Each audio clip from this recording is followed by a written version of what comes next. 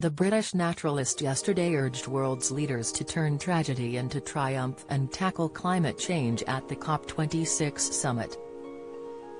Sir David enjoyed a standing ovation after he told delegates the fate of future generations was in their hands, and urged them to rewrite history. The 95-year-old also warned the summit, which is taking place in Glasgow, that humanity is already in trouble because of rising levels of carbon in the atmosphere. The COP26 conference has been billed as crucial in limiting the effects of global warming and is being attended by more than 120 world leaders. Mr. Attenborough, who spoke for 7 minutes at the conference, is one of the world's most respected naturalists and broadcasters. Famed for his nature documentaries, in which he roams the world giving a comprehensive insight into animal and plant life on Earth, Sir David has cemented himself as a national treasure. While most of the focus has been on his conservationist work and flagship nature programs, Mr. Attenborough has on occasion revealed aspects of his personal life. In his 2010 memoir Life on Air, the broadcaster gave an insight into his life behind the camera, and delivered a heartbreaking account of his wife Jane's passing. In 1997, Mr. Attenborough travelled to New Zealand to film BBC documentary The Life of the Birds, but while he was away, he received the news that Jane had collapsed.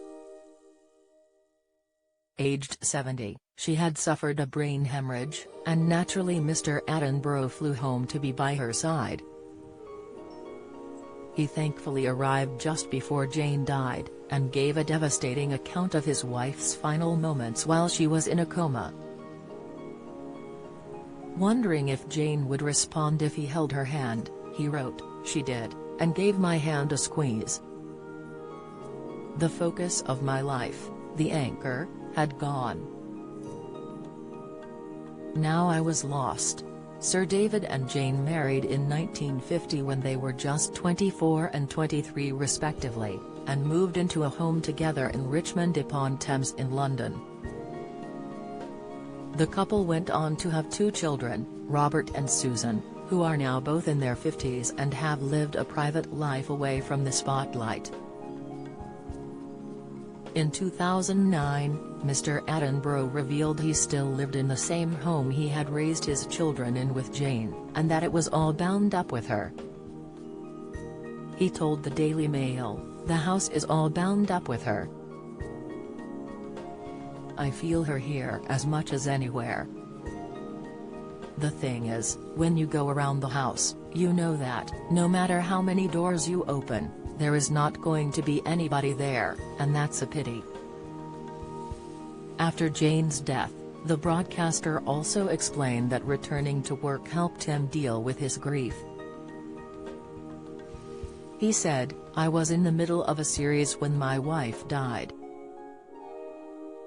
I took time off, of course, but there was an obligation there. There were things to do. What is important is that there are people around who say to you, 'Look, we desperately need you, you know. We do desperately want you to write that script. Could you possibly do that?' It's a great relief when there is somebody driving you to get on with things." Life on Air was written by David Attenborough and published by BBC Books. You can find it here.